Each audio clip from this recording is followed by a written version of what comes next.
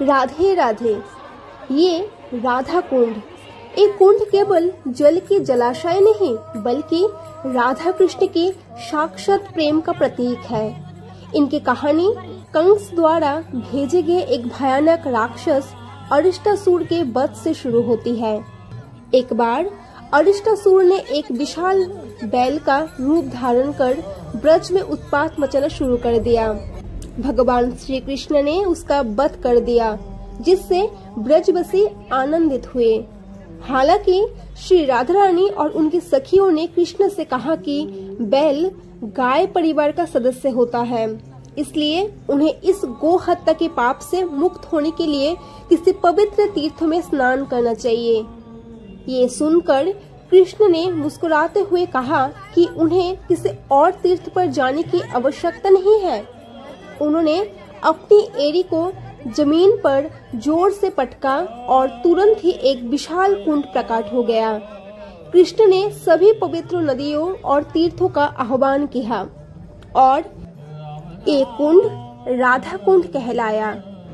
राधा रानी ने अपने कुंड को भरने के लिए मानस गंगा का जल घड़ों से भरकर लाने की निश्चय किया।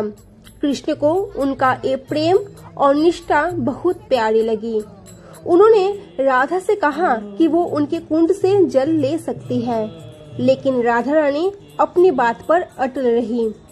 तब कृष्ण के कहने पर सभी तीर्थ स्वयं राधा कुंड में भी जल रूप में उपस्थित हुए और राधा रानी से उनके कुंड में प्रवेश करने की आज्ञा मांगी। ये देखकर राधा रानी को आंखों में प्रेम के आंसू आ गए।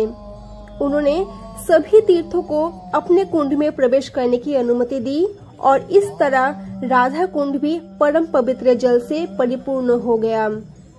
कृष्ण ने तब राधा कुंड में स्नान किया और ये घोषणा की कि जो कोई भी इस कुंड में कार्तिक माह की बहुलाष्टमी की आधी रात को स्नान करेगा, उसे राधा रानी की प्रति गहन प्रेम, शुद्ध भक्ति का आशीर्वाद प्राप्त होगा और उन्हें संतान सुख की भी प्राप्ति होगी। आज भी लाखों श्रद्धालु इस पवित्र स्थान पर पहले राधा कुंड में, फिर श्याम कुंड में और फिर से राधा कुंड में स्नान करते हैं, ताकि वो राधा कृष्ण की जुगल प्रेम और कृपा का परम सौभाग्य प्राप्त कर सके। राधा कुंड ब्रज के सबसे पूजनीय स्थलों में से एक है और प्रेम और भक्ति का जीता जागता प्रमाण है। प्रेम से लिखिए राधे राधे।